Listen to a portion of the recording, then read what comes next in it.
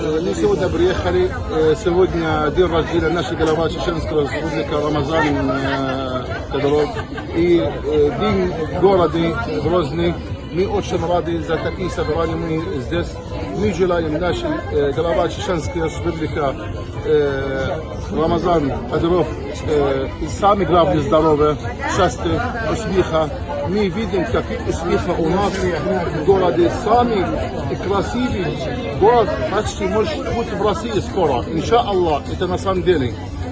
И будем тоже поддерживать 500 рублей. Фотку за наши города Грозный, это обязательно. У нас приехали сегодня, у нас много национальность арабский. Это у нас как كونجن باستا كان فينيكي باستا это معمول это تبولة это у нас مسخن это غريبة это наши лаваш наши национальность лаваш это мафтуль. У нас много кухни, арабской кухни, это очень богатый кухни, очень богатый кухни.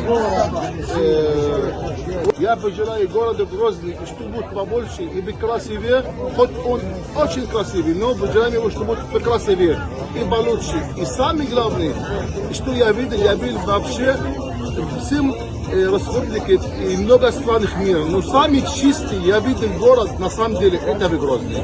Самый чистый город, альхамдулилля. Это благодарность нашей руководства.